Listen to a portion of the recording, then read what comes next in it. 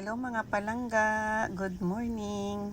Excited na akong sumakay dito sa bagong LRT na bubuksan ngayong August 26 dito sa Utsunomiya City. Ayan, o diba? Andito kami sa pinaka-main. Ito yung pinaka-main ng LRT kung saan nila ipaparking ang mga train. Ayan. Ngayong araw na to, meron kaming yung dry run, free ride from LRT. Ayan. Meron kaming invitation na galing sa kanila na para sumakay dito ng libre lang. Ayan, exclusive lang ito guys.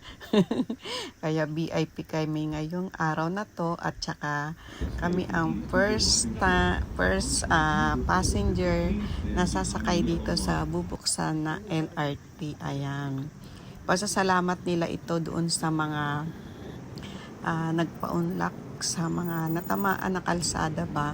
Kagaya sa amin, hinirap kasi nila yung aming farm na ginawaan nila ng office ng LRT doon sa may bukid sa amin.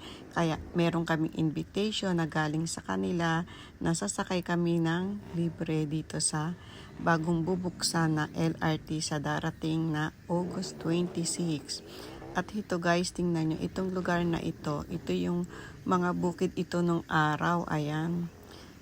At ginawa na nilang parking ng mga sasakyan. Ayan. Pagpupunta kayo dito, yan ang station. Ayan, Hiraishi.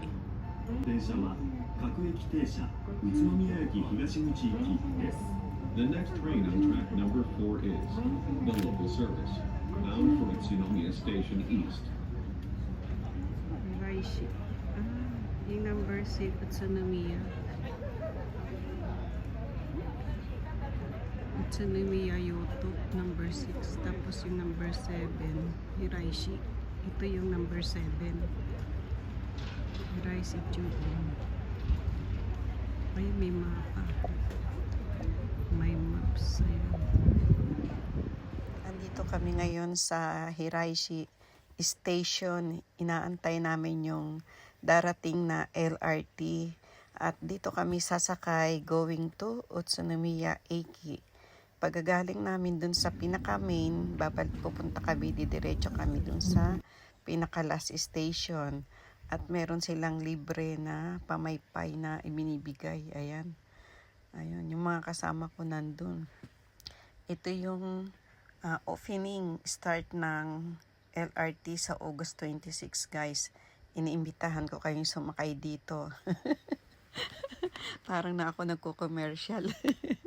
Ayun o, ang cute niya o, diba? Ang ganda ng kulay. Ayan na. O, paano mga palangga? Andito na yung sasakyan naming train. Ayan, sasakay na kami. At itong train na to ay hindi naman gaanong kahabaan.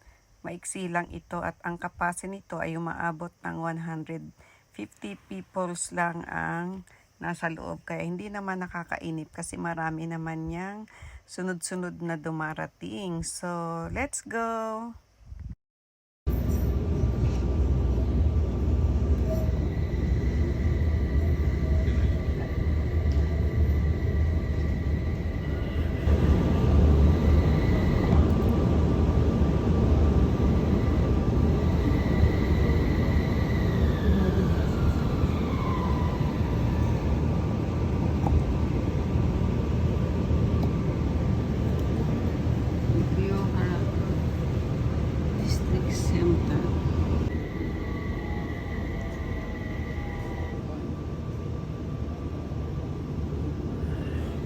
Sa labas ng kalsada, walang katao-tao guys, di ba? At saka napakalinis ng kalsada dito sa Japan, o di ba? Walang katao-tao kahit yung station kasi hindi pa nga ito opening para sa mga passenger. Bali, pinapasyal lang nila kami sa mga station kagaya nito. Andito tayo sa Tomiyama Castle dito sa May Seryo. So, this is my vlog. Thank you for watching and God bless us all.